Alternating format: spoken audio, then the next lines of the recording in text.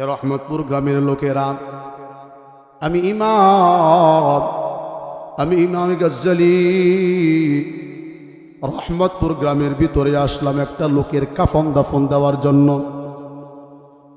হে রহমতপুর গ্রামের লোকেরা, আমি ইমাম সকালবেলায় ঘুম থেকে উঠে রহমতপুর গ্রামের একজন বুজুর্গ আল্লাহওয়ালা মারা গেছে, তার কাফন দাফন দেওয়ার জন্য আসছি। হে লোকেরা, এই লোকটার বাড়িটা কোথায়, লোকটা কোথায় মারা গেছে একটু বলো। বলে লোকটার নাম কি? বলে লোকটার নাম হলো আব্দুর রহমান। আব্দুর রহমান আল্লাহর পেয়ারা বান্দাটা মারা গেছে, তার কাফন দাফন করার জন্য আমি আসছি। কোন দিকে যাব? লোকেরা বলে না না না, আমাদের গ্রামের ভিতরে এমন কোন আল্লাহওয়ালা বুজুর্গ মারা যায় না, এমন কোন বড় সাইকুল হাদিস মারা যায় না, এমন কোন বড় আলেম মারা যায় না, আমরা জানি না। তবে আব্দুর রহমান নামে একটা লোক মারা গেছে। এই লোকটা সাধারণ একজন কাটুরিয়া, জঙ্গলের ভিতরে কাঠ কাটে। সারাদিন কাঠ কাটার পর যে কাঠগুলো সে সংগ্রহ করে, এই কাঠগুলো বাজারে নিয়ে যায় বিক্রি করে। ওই বিক্রির টাকা দিয়া বাজার থেকে খাবারের জন্য চাল ডাল কিনে নিয়ে আসে। সাধারণ একজন মানুষ, তেমন কোনো বড় আলেম না, তেমন কোনো পদ পদবীওয়ালা লোক না। ইমামে গজ্জালি রহমতুল্লাহি আলাইহি বলতেছেন, আমি এই আল্লাহওয়ালা আব্দুর রহমান বান্দাটার এই খুঁজি। কোন দিকে যাব? বলে রহমতপুর গ্রামের ভিতরে নাম। যাও যাও, রহমতপুর গ্রামের একেবারে মাথায় চলে যাও, শেষ প্রান্তে জঙ্গল শুরু হইছে। এমন একটা জায়গার ভিতরে ছোট্ট একটা খুঁটির ঘর বানায় ওখানে বসবাস করে। যাও যাও যাও, ওখানে চলে যাও।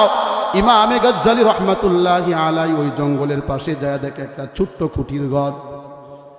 কিছু মানুষ একটা মৃত মানুষকে চারপাশে ঘেরাও করে বসে আছে, আর কয়েকজন মানুষ কান্নাকাটি করতেছে। ইমামে গজ্জালি এই লোকটির কাছে যায় বলতেছে, ও লোকেরা, তোমরা কেন কান্নাকাটি করতেছ? লোকটি বলতেছে, গো ইমাম, আমরা এই জন্য কান্নাকাটি করতেছি, আমার বাবা গত রাত্রে ইন্তিকাল করছে। আমার বাবা সাধারণ একজন কাটুরিয়া হওয়ার কারণে রহমতপুর গ্রামের গণ্যমান্য ধনাঢ্য ব্যক্তিরা আমার বাবার জানাজার মধ্যে আসে না। লোকেরা আমার বাবাকে কাফন দাফন করার জন্য আসে না, গোসল দেওয়ার জন্য আসে না।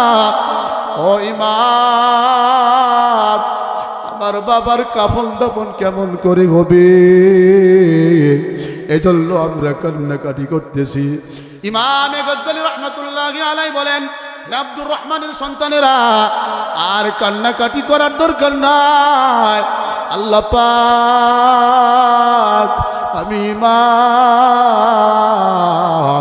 আমি ইমামে গজ্জালিকে স্বপ্ন যোগে আল্লাহ পাক অনুমতি দিয়েছেন তোমার বাবার কাফন দাফন দেওয়ার জন্য। বাহ! আল্লাহ পাক স্বপ্ন যুগে আমাকে অনুমতি দিয়েছেন তোমার বাবার কাফন দাফন দেওয়ার জন্য, আর কান্নাকাটি করতে হবে না। ইমামে গজ্জালি রহমতুল্লাহি আলাইহি গোসল দিলেন, কাফনের কাফন পরাইলেন। কাফনের কাফন পরাইয়া জানাজা দিয়া কবরের ভিতরে যখন দাফন করতে যাবেন, কবরের ভিতরে নামার পরে ইমামে গজ্জালি বলেন, আমি যে কবরের ভিতরে নামলাম, এমন সময় আমার নাকের মধ্যে ভেসে আসে দুনিয়ার কোনো আতর সেন্টের ঘ্রাণ না, জান্নাতি মেশকি আম্বরের দ্বারা কবরটা ভরপুর হয়ে গেছে।